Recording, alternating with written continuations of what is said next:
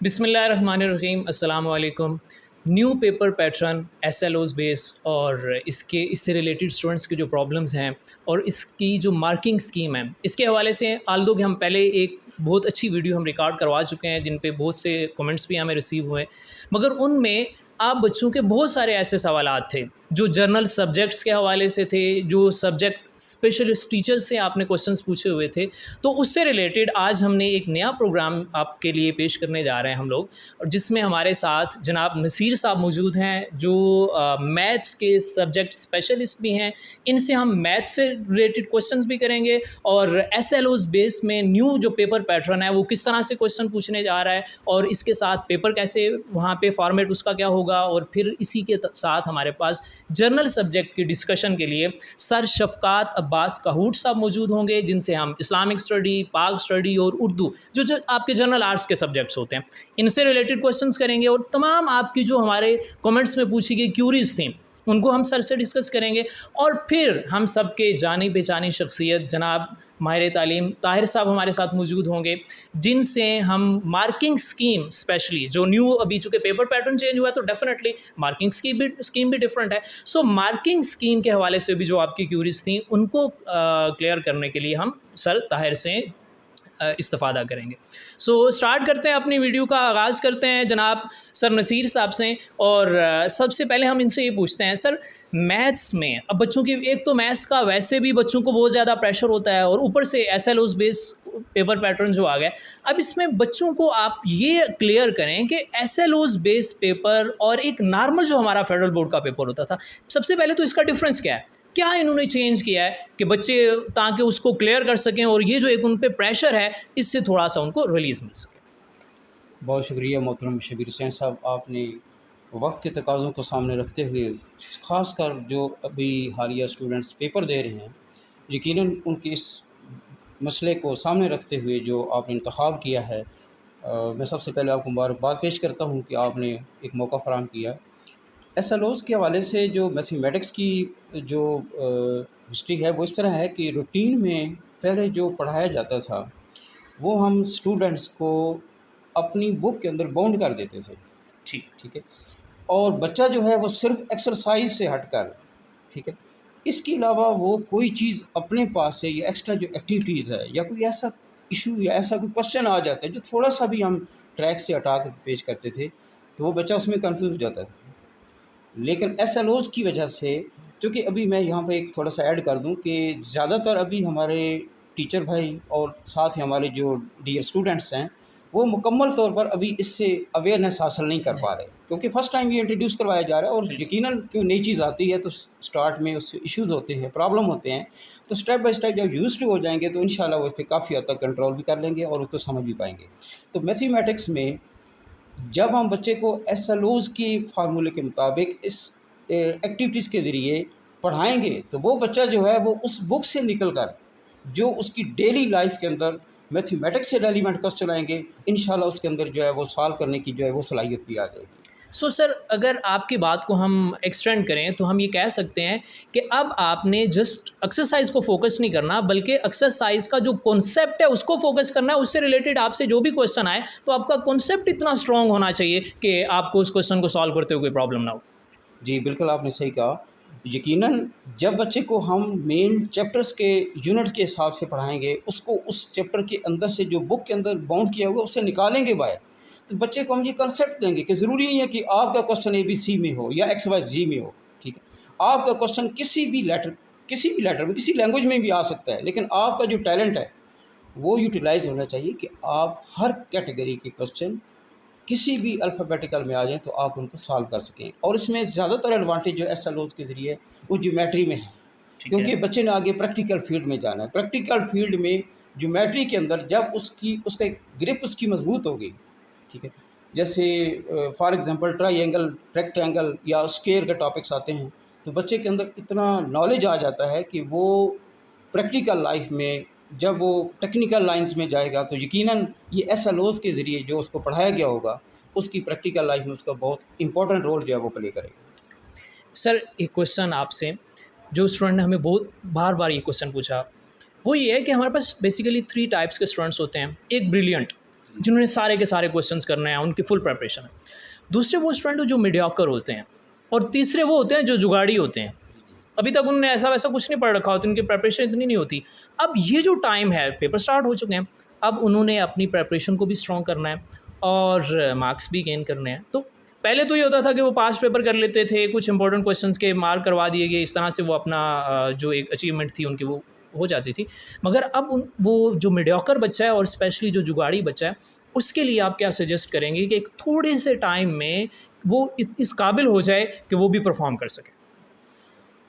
शबीर साहब, एक जो इशू आ रहा है ख़ासकर मैथमेटिक्स के सब्जेक्ट में, जब से ये जो जदीद किस्म की चीज़ें आई हैं, बच्चे ने मैथमेटिक्स को टाइम देना छोड़ दिया है। तमाम सब्जेक्ट में मैथमेटिक्स वाइज सब्जेक्ट है जो स्टूडेंट से टाइम मांगता है। ठीक है। ठीक है, इसके अंदर आप देखें कि कहीं लेसन नहीं लिखा होगा, सबक नंबर नहीं लिखा होगा, या एक्सरसाइज लिखा होता है।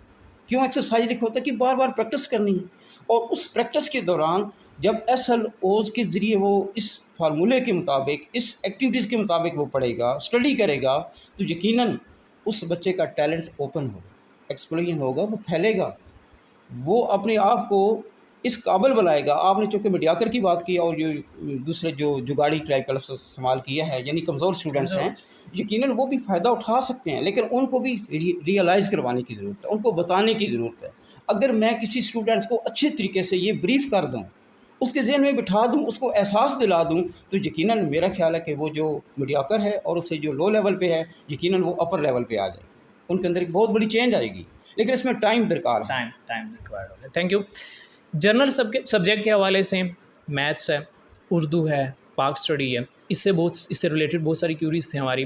तो हम सर शफ़क़ात साहब की तरफ जाते हैं और उनसे पूछते हैं कि जनरल सब्जेक्ट में SLOs बेस्ड जो पेपर है उसमें चेंज क्या आया है, नंबर 1। नंबर 2, बच्चों ने ख़ुद को कैसे प्रिपेयर करना है इस चेंज के लिए कि वो अच्छा परफॉर्म कर सकें? बिस्मिल्लाहिर्रहमानिर्रहीम। मैं सबसे पहले शबीर साहब आपका और अपने बिरादर मुकरम जनाब तैयब साहब का शुक्रगुज़ार हूँ कि आपने मुझे इस काबिल समझा है और मुझे मौका फ़राहम किया है कि मैं तलबा के साथ और अपने असातिज़ा किराम के साथ और ख़ास तौर पे वालिदैन के साथ मुखातिब हूँ, और कुछ जो मैं गुज़ारिशात इस हवाले से कर सकता हूँ वो करूँ। असल में जो SLOs का जो नया तरीक़ाकार इम्तहानी हमारे फ़ेडरल बोर्ड ने वज़ा किया है, ये इतना पेचीदा नहीं है जितना वालिदैन के नज़दीक, तलबा के नज़दीक या हमारे बाद असातिज़ा किराम के नज़दीक इसके हवाले से शकूक व शुबहात हैं। तो ये चूँकि आगाज़ है, अभी पहला साल है, इस हवाले से हमारे बच्चे जो हैं इम्तिहान में अपीयर होंगे, तो बच्चों के सामने मैं ये अर्ज़ करना चाहता हूँ कि आपको किसी किस्म की परेशानी की ज़रूरत नहीं है, क्योंकि ये बात हमारे बोर्ड के मंज़र है कि वो यकीनन आपको फ़ेवर देंगे कि जिन नुकसानात का आपको ख़दशा है कि SLOs के तहत जो इम्तहान आ रहा है वो मुख्तलिफ़ किताबों से पेपर तैयार होगा, या फिर जो है वो पेपर मुरतब करने वाले जो लोग हैं वो मुख्तलिफ़ किताबों से पेपर देंगे, तो हम उसका जवाब कैसे दे पाएंगे। तो जो टॉपिक्स हैं वो टॉपिक्स के अंदर रह कर इंशाल्लाह आपसे सवाल करेंगे, और उनके पेश नज़र ये बात ज़रूर है कि ये जो बच्चे हैं ये फ़र्स्ट टाइम इस सिस्टम के तहत अपीयर हो रहे हैं, तो वो यकीनन आपकी जो कैपेसिटी है या आपका जो मेंटल लेवल है उसको सामने रख कर आपके साथ जो सवालात हैं पेपर में, जो आपको सवालात आपके सामने पेश होंगे, वो इस सूरत-ए-हाल को सामने रख कर पेश किए जाएंगे। दूसरी बात मैं ये अर्ज़ करना चाहता हूँ कि कुछ पॉलिसी इस हवाले से ऐसी हैं कि जो शॉर्ट टर्म हैं, जो अभी हम अपने बच्चों को जैसे ब्रीफ़ कर रहे हैं। कुछ पॉलिसीज़ ऐसी हैं कि जो लॉन्ग टर्म है। जो हमारे फेडरल बोर्ड के डायरेक्टर साहब हैं मोहतरम हमीदुल्लाह साहब, उनको मैंने उनका इंटरव्यू सुना, और हमारे जो भाई हैं मोहतरम ताहिर रब्बानी साहब, इनको तो मैं अक्सर सुनता रहता हूँ, और मैं इनको खराज तहसीन भी पेश करना चाहता हूँ कि क्योंकि जब से ये सिस्टम इंट्रोड्यूस हुआ है इन्होंने बहुत पॉजिटिव रोल प्ले किया है इस हवाले से, और अपनी तमाम सलाहियतों को इन्होंने लगाया है और बच्चों को इन्होंने बावर करवाया है, और बच्चों और वालिदैन के ज़हन में जो ख़दशात थे वो बहुत हद तक इन्होंने दूर किए हैं। जो सिलेबस है, सिलेबस के अंदर तसलसल होना भी बहुत ज़रूरी है कि अगर एक कंसेप्ट है, उसकी कोई चीज़ हम छठी क्लास में पढ़ते हैं तो उससे थोड़ा सा जो आगे हम जाएँ तो वो 7वीं में उसी से रिलेटेड चीज़ पेश होनी चाहिए। ये बच्चों के ज़हन में जो ख़दशात हैं कि मुख्तलिफ़ किस्म के सवाल आएंगे, मुख्तलिफ़ किताबों से वो मुरतब होंगे, तो हम उनके जवाब कैसे दे पाएंगे, ऐसी कोई बात नहीं है। आपके अंदर जब लिखने की सलाहियत आ जाएगी, आप जब तख्लीकी तौर पे आपके कंसेप्ट क्लियर हो जाएंगे, तो आपके लिए इंशाल्लाह कोई प्रॉब्लम नहीं होगा।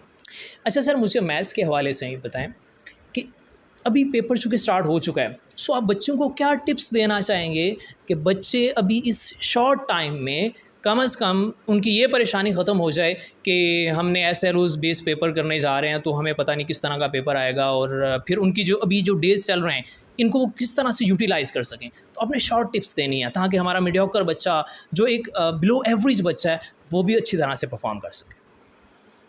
इसमें शबीर भाई जो आपका क्वेश्चन है उससे बड़ा रेलिवेंट क्वेश्चन है स्टूडेंट्स के वाले से।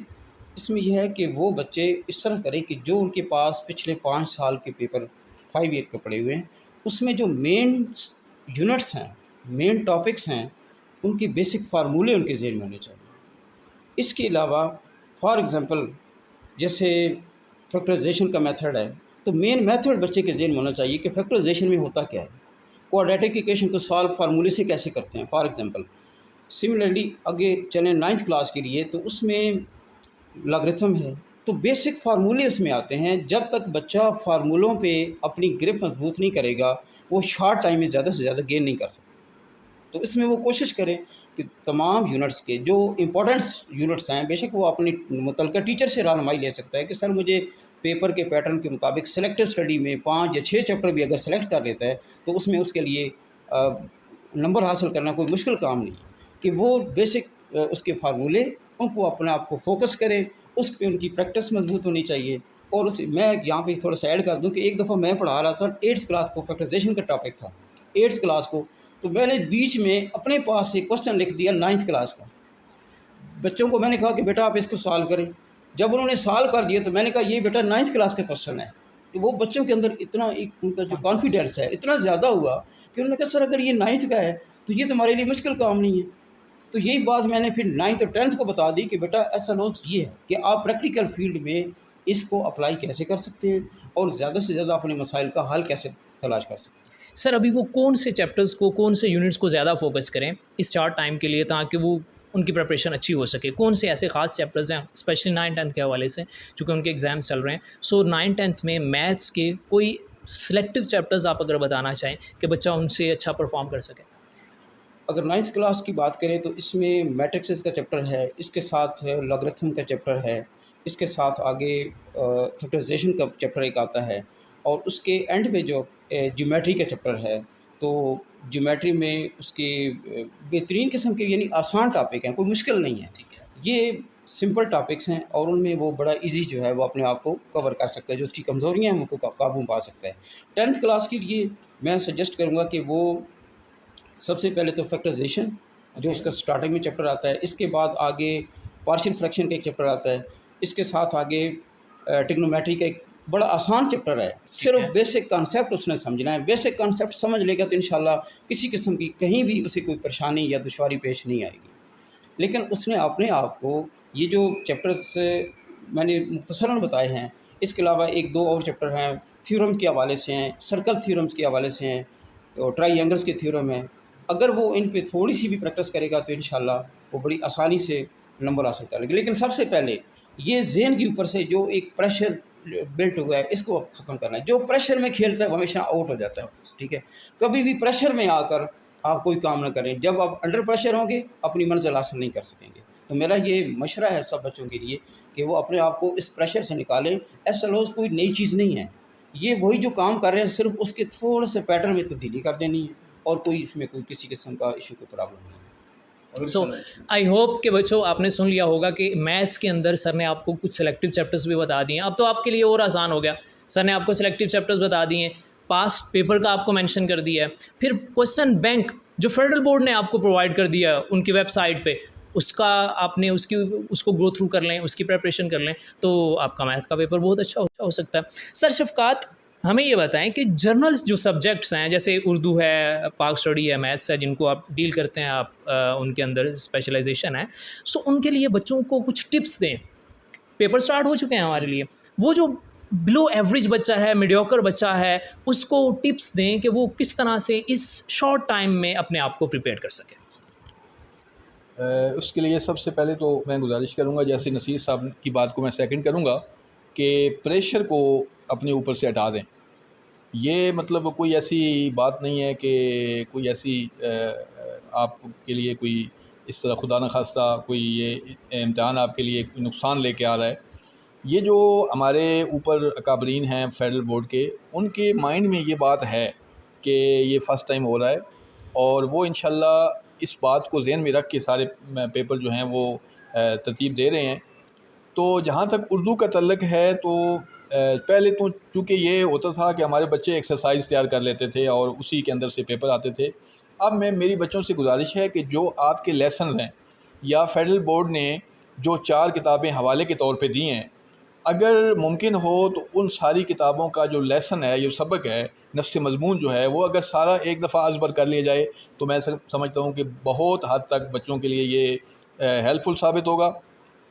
फिर ऐसे राइटिंग है, उसमें ऐसे तो लाजमी आता है उसमें पेपर में बच्चे अगर अपने मज़ामीन तैयार कर लें मुख्तलिफ़ टॉपिक्स पे, तो वो बेशक जहाँ से मर्ज़ी तैयार कर लें, वही तो उससे रेलेवेंट होना चाहिए, टॉपिक से रेलेवेंट होना चाहिए। इसके अलावा खुलासाजात हैं, इसके अलावा तशरीह है, इसके अलावा सलीस उर्दू है। सलीस उर्दू तो उस आपने उसी पैटर्न के मुताबिक सलीस उर्दू करनी है जो हम कई सालों से आपको पढ़ाते हुए आ रहे हैं। कुछ ऐसी पेट चीज़ें हैं कि वो उनको तैयार कर लें तो न सिर्फ उनके अच्छे नंबर्स आएंगे, बल्कि वो पोजीशन हासिल करने की हालत में होंगे। तो इंशाल्लाह अगर बच्चे अपने लेसन्स को पूरे तौर पे अज़बर कर लेंगे और उनकी जो पॉइंट्स हैं वो उनके ज़हन में रहेंगे, तो मैं समझता हूँ कि एक्सरसाइज के अंदर से सवाल आए, या अगर पेपर मुरतब करने वाला जो हमारा टीचर होगा वो अगर सबक के अंदर से क्वेश्चन मुरतब करता है, तो फिर भी हमारे तलबा इस काबिल होंगे कि वो कमा कहू जवाबात मुरतब कर पाएंगे। हम ये समझ रहे हैं सर की बात से कि आपने एक्सरसाइज को ही जस्ट अपना फोकस नहीं करना, बल्कि आपने लेसन की रीडिंग करनी है। कॉन्सेप्चुअल में जो भी आप लेसन प्रिपेयर करने जा रहे हैं, इवन आपने सेलेक्टिव लेसन को सेलेक्ट कर लिया, SLOs जो बेस के अकॉर्डिंग पेपर बन रहा है उसका आपको क्वेश्चन बैंक है। क्वेश्चन बैंक जो आपका मॉडल पेपर है उसके एंड पे टेबल ऑफ स्पेसिफिकेशन भी है। उस टेबल ऑफ स्पेसिफिकेशन में जो वेटेज वाले लेसन हैं, अगर उन्हीं को आपने प्रिपेयर करना है, आप उन्हीं को लेसन की स्टडी कर लें। अब जब आप लेसन की स्टडी करते हैं तो आपके पास सारा ही का सारा मटेरियल है, जैसा भी क्वेश्चन आए आप इजीली परफॉर्म कर सकते हैं। कोई नई चीज़ नहीं है SLOs बेस पेपर कि हम उससे परेशान हो जाएं कि पता नहीं कैसा पेपर आएगा। आपको जस्ट अपने आप को अंडरस्टैंड करवाने की ज़रूरत है कि ये वही चीज़ है जो पहले से हम परफॉर्म करते आ रहे हैं, जस्ट हम एक इंट्रोड्यूस करवा दी गई है और फर्स्ट टाइम है। आपको तो वैसे ही फेवर थोड़ी बहुत मिल जाएगी, मगर आपने अपने आप को कॉन्सेप्चुअली प्रिपेयर्ड करना है। वो जो क्रेमिंग सिस्टम था अब वो ख़त्म हो गया। आपको पता है हमारा 90 to 80% क्या होता था क्लेमिंग सिस्टम, अब हमने उसको मिनिमाइज़ कर दिया है। अंडरस्टैंडिंग बेस, एप्लीकेशन बेस भी उसमें इंट्रोड्यूस करवा दिया गया। अपने आप को इसी के अकॉर्डिंग प्रिपेयर करें। सर ताहिर से अब हम मार्किंग स्कीम के हवाले से पूछेंगे कि सर मार्किंग स्कीम में एक जैसे आपका ओल्ड हमारा एक मेथड था, पेपर पैटर्न था, उसके अकॉर्डिंग हम मार्किंग करते थे। अब मार्किंग का भी इंट्रोड्यूस करवा दिया गया, नंबर 1। नंबर 2, SLOs के अकॉर्डिंग जैसे पैटर्न चेंज हुआ है, तो क्या मार्किंग में भी कोई नई रूल्स एंड रेगुलेशंस होंगे, उनमें भी कोई नई चीज़ लेके आएंगे, और क्या स्टूडेंट्स को उनसे बेनिफिट होने वाला है या स्टूडेंट डर जाएँ? क्या बिस्मिल्लाहिर्रहमानिर्रहीम। बहुत शुक्रिया शबीर साहब, और ख़ास तौर पे उन तलबा का शुक्रिया कि जिनकी वजह से आज ये बड़ी ही खूबसूरत गैदरिंग है। यहाँ पर मोहतरम सर नसीर साहब हैं, हमारे बहुत ही प्यारे दोस्त सर शफकात कहूट साहब हैं। तो मार्किंग स्कीम और मार्किंग अब चूँकि बच्चे जो हैं लर्निंग और मार्किंग काफ़ी हद तक समझ चुके हैं, लेकिन थोड़ा सा मैं बता देता हूँ आपको कि मार्किंग फेडरल बोर्ड ने इंट्रोड्यूस करवाई ड्यूरिंग कोविड, कि चूँकि आपको पता है उस वक़्त बहुत ज़्यादा कोविड की वजह से प्रॉब्लम्स आ रही थी, तो टीचर्स को ऑनलाइन पेपर्स जो हैं वो ईमेल कर दिए जाते थे, या जो उनका LMS सिस्टम है उस पे सेंड किए जाते थे, और टीचर जो हैं ऑनलाइन मार्किंग करके तो फेडरल बोर्ड को दोबारा सबमिट करवाते थे। अच्छा, इस ई मार्किंग में भी वही सेम सीन था, सब एग्ज़ामिनर और हेड एग्ज़ामिनर। अब इसमें फ़र्क ये आया कि जो मैनुअल मार्किंग थी और ई मार्किंग में जो मेन डिफरेंस था कि ये रूब्रिक्स बेस्ड है। मींस ये है, पहले भी यही था कि अगर किसी एक क्वेश्चन के 3 पार्ट हैं और हर पार्ट का अगर 1 नंबर है। अब इसमें ये हुआ कि टीचर जो है, अगर बच्चे ने क्वेश्चन ठीक लिखा हुआ है, उसका पॉइंट ठीक है, रेलेवेंट है, बेशक उसकी वर्डिंग जो है वो बुक से रिलेटेड नहीं है, बट हिज और her point is relevant to the question, तो कंप्यूटर पे ऑटोमेटिकली अगर टीचर उसका मार्क जो है वो नहीं अवार्ड कर रहा, उसको कम दे रहा है, तो कंप्यूटर ऑटोमेटिकली रिस्पॉन्ड करता था कि रिव्यू योर मार्किंग। तो फिर टीचर दोबारा उसको रीएवेल्युएट करता था। यानी अगर रूब्रिक्स बेस में उसके मार्क्स कंप्यूटर के पास ज़्यादा हैं और आप उसको कम अवार्ड कर रहे हैं, तो फिर कंप्यूटर दोबारा से उसको रीविज़िट करने का कहता था। तो इस लिहाज से देखा जाए तो जो हमारे स्टूडेंट्स हैं उनके लिए ये फ़ायदा है। अब माशाल्लाह सीनियर दोस्तों की जो गुफ्तगू है उससे जो अगर मैं कंक्लूड करने की कोशिश करूं तो वो यही है कि बेसिकली हमारा स्टूडेंट और हमारे जो स्टूडेंट्स के जो पेरेंट्स हैं वो कंफ्यूज हैं इस एसएलओ बेस्ड पेपर से, एसएलओ बेस्ड लर्निंग से। देखिए, ये एसएलओ बेस्ड लर्निंग जो है ये कंफ्यूज करने के लिए नहीं लाई गई। सिंपल सी बात आपके साथ करते हैं, जैसे अब पाकिस्तान स्टडीज़ या उर्दू है या इससे कोई आर्ट्स के सब्जेक्ट्स हैं। अब आप देखें कि एसएलओ बेस है क्या। मसलन अब ये सवाल पूछा जाए पाकिस्तान कब बना, तो ये इन्फॉर्मेशन है, ये नॉलेज है। अब कैसे बना, अब ये कैसे बना जब है तो ये है उस स्टूडेंट की अंडरस्टैंडिंग कि इसके पीछे उसकी हिस्ट्री क्या है।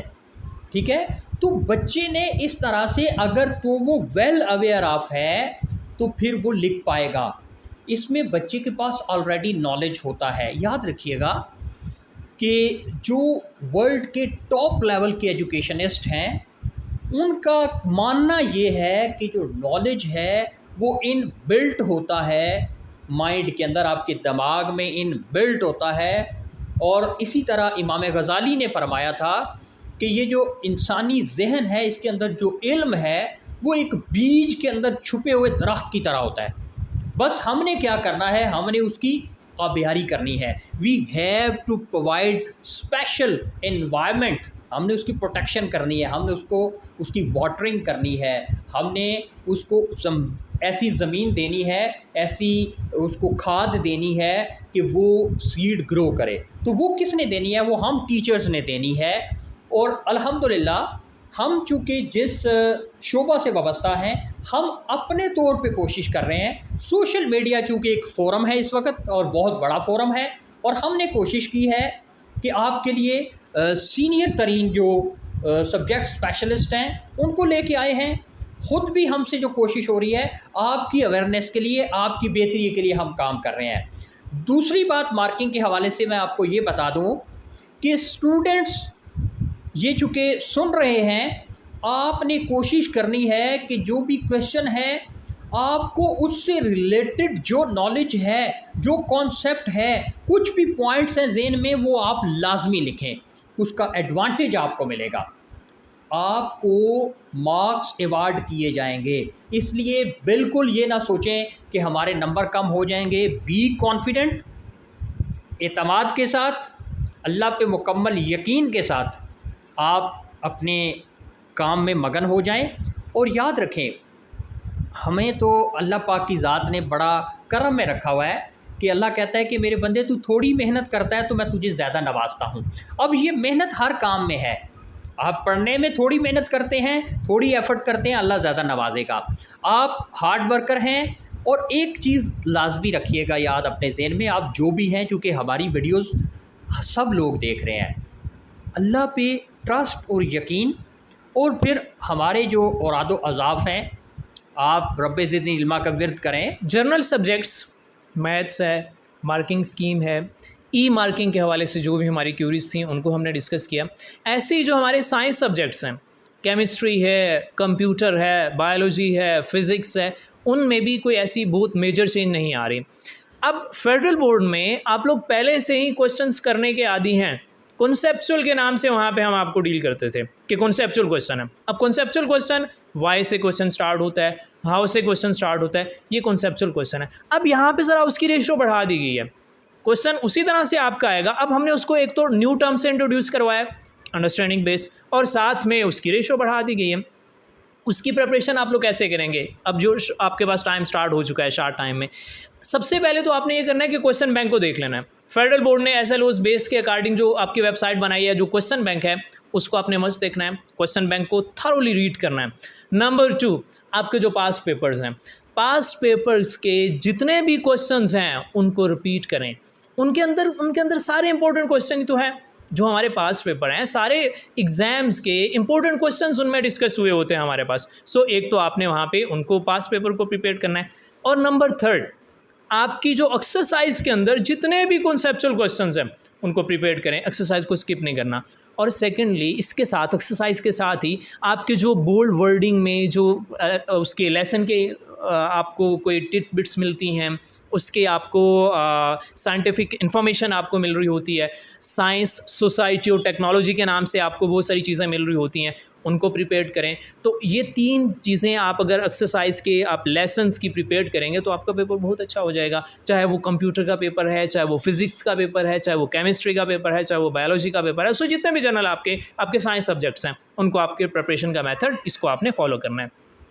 सो एंड पे हम आपको ये भी बताते चलें कि इस तरह हमने कोशिश की है कि हम तकरीबन अपनी सारी जो क्यूरीज़ हैं उनको आपकी जो क्यूरीज़ थी उनको सॉर्ट आउट कर सकें, और हमने जो हमारे सीनियर टीचर्स थे उनसे स्पेशली आपके लिए टिप्स भी ली हैं और आपकी जो क्यूरीज़ थी उनके आपको आंसर भी किए। अच्छा सर, एक आपसे मैं क्वेश्चन करता हूँ ताहिर साहब से, क्योंकि आप इसमें बहुत ज़्यादा आपके एक्सपर्टीज़ भी हैं, आप ऑलमोस्ट 15 to 20 ईयर्स से एजुकेशन से रिलेटेड आप। सो क्वेश्चन बैंक जो है हमारे पास है फेडरल बोर्ड का, अब बहुत सारे बच्चे जो हैं वो ये कहते हैं कि क्वेश्चन बैंक से तो पेपर आएगा नहीं, क्वेश्चन बैंक को प्रिपेयर करने का बेनिफिट ही नहीं है। सो आप इसको किस तरह से मेंशन करेंगे कि क्या क्वेश्चन बैंक को पढ़ना चाहिए या क्वेश्चन बैंक को ऐसे ही छोड़ दें? जी देखिए, स्टूडेंट्स के मैं भी कमेंट्स देख रहा हूँ कि स्टूडेंट्स कहते हैं कि सर क्वेश्चन बैंक से कुछ नहीं आता, पास्ट पेपर से कुछ नहीं आता। अच्छा देखें डियर स्टूडेंट्स, ये जो क्वेश्चन बैंक है या पास्ट पेपर्स हैं, इनमें से कुछ ना आने से मुराद ये नहीं है कि इनसे वर्ड टू वर्ड अगर इनमें से क्वेश्चन आएगा तो वही क्वेश्चन बैंक से क्वेश्चन आएगा, ऐसा नहीं है। आप ये देखें कि क्वेश्चन बैंक में अगर उन्होंने सॉल्युबिलिटी के हवाले से क्वेश्चन दिया हुआ है, पोलैरिटी के हवाले से दिया हुआ है, नॉन पोलर बॉन्ड के हवाले से दिया हुआ है, तो आप ये कॉन्सेप्ट लें क्वेश्चन बैंक से कि इससे रिलेटेड क्वेश्चन आ सकता है। फॉर एग्जांपल, अगर फिज़िक्स का उन्होंने क्वेश्चन आपको दिया है Newton's first law of motion का, तो उसमें एक एग्जांपल अगर उन्होंने वहाँ मेंशन किया है तो आप 3 एग्जांपल और बुक से तैयार करें। इसी तरह चूँकि केमिस्ट्री है, तो अगर केमिस्ट्री में positive ion, negative ion formation, free radical formation या मॉलिक्यूलर आयन का बात वो कर रहे हैं, अगर उन्होंने वहाँ एक एग्जांपल मेंशन किया है तो स्टूडेंट उससे रिलेटेड 3-4 एग्जांपल खुद बुक से पढ़ें। इसी तरह अगर रदरफोर्ड की वो मॉडल की बात करते हैं तो स्टूडेंट्स को ये चाहिए कि वो ये देखें कि रदरफोर्ड जो है उसके मॉडल में ड्रॉबैक्स क्या हैं, इम्प्रूवमेंट्स क्या हैं, कौन से उसके मेन पॉइंट्स हैं, और उसको वो देखें। इसी तरह चैप्टर वाइज स्टूडेंट्स चलें, और अगर वो देखते हैं कि चैप्टर उनका अगर केमिस्ट्री का है या हम बायोलॉजी की अगर बात करते हैं तो बायोलॉजी में कुछ ऐसे टॉपिक्स हैं जिनको कभी भी एग्जामिनर छोड़ नहीं सकता, जैसे फोटोसिंथेसिस का टॉपिक है, रेस्पिरेशन का टॉपिक है, पॉइंट्स हैं जो कि आपको उस क्वेश्चन बैंक में अवेलेबल है। फिर उससे रिलेटेड आप चीज़ें तैयार कर लें। माइटोसिस, मियोसिस है, उसमें उनका डिफरेंस है, उसकी स्टेजेस हैं, और इनसे पॉइंट वाइज जब एक स्टूडेंट इनको सीखने की कोशिश करेगा तो उसका paper will become more easy. अब इशू ये है कि स्टूडेंट ये समझते हैं कि जो उन्होंने क्वेश्चन बैंक दे दिया है एज इट इज़ वहाँ से क्वेश्चन उठा के दे देंगे। चूँकि SLO बेस्ड लर्निंग आपकी ट्रेनिंग का नाम है, आपकी इम्प्रूवमेंट का नाम है, आपकी स्किल डेवलपमेंट का नाम है, आपकी क्रिएटिविटी बेहतर करने का नाम है। इसलिए स्टूडेंट्स को इस पैटर्न पे काम करने की ज़रूरत है। ये बहुत आसान है, क्वेश्चन बैंक को पढ़ें और उससे रिलेटेड अपने नॉलेज को देखें। और एक और सबसे अहम टिप उनके लिए मैं ये देता चलता हूँ आपको कि कोशिश करें जो इजी चैप्टर आपको आते हैं उससे रिलेटेड जो क्वेश्चन बैंक में और आपकी एक्सरसाइज के एंड पे अगर कोई कंसेप्चुअल क्वेश्चन है उसको पहले तैयार कर लें। इस तरह से उनका बर्डन कम हो जाएगा। और तलबा चैनल, हमारा जो चैनल है उस पर बहुत सारी टिप्स हैं कि पेपर से पहले किस तरह से फ्रस्ट्रेशन को दूर करना है, टेंशन को किस तरह दूर करना है, किस तरह से आसान तरीके से पेपर को तैयार किया जा सकता है। तो मैं इतना ही कहना चाहूँगा। आपका भी बहुत शुक्रिया कि आप हमें ये मुख्तलिफ मौक़ों पे इकट्ठे करते रहते हैं। So students, model paper contain sample papers. You have to prepare yourself accordingly. These are not waste material. You have to prepare yourself accordingly. So they are very important question. You have to search out same question from your book, from your relevant lesson and prepare yourself. आज की हमारी जो discussion थी, हमारा main focus एक तो आपकी जो क्यूरीज थी उन पे रहा, और सेकेंडली इसमें भी आपको जो भी क्यूरीज़ होंगी आप ज़रूर हमारे इनबॉक्स में आएँ और हमें अपनी क्यूरीज़ मेंशन करें। हम उनका कोशिश करेंगे कि हम फिर से उनको ज़्यादा डिटेल में आपको मेंशन किया जाए, आपके सामने एक्सप्लेन किया जाए, और हमारी कोशिश होगी कि आप जितना अच्छा परफॉर्म कर सकें पेपर में उतना अच्छा परफॉर्म करें और आपकी जो प्रॉब्लम्स हैं SLO से अकॉर्डिंग उनको रिज़ॉल्व करवाया जाए। सो मैं शुक्रिया अदा करता हूँ सर आपका, सर नसीर साहब का, सर शफ़क़ात साहब का और ताहिर रब्बानी साहब का, कि जिन्होंने हमें टाइम दिया और बच्चों की जो क्यूरीज़ थी SLOs के अकॉर्डिंग उनको बहुत अच्छे से एड्रेस किया। Thank you so much. Allah हाफ़िज़।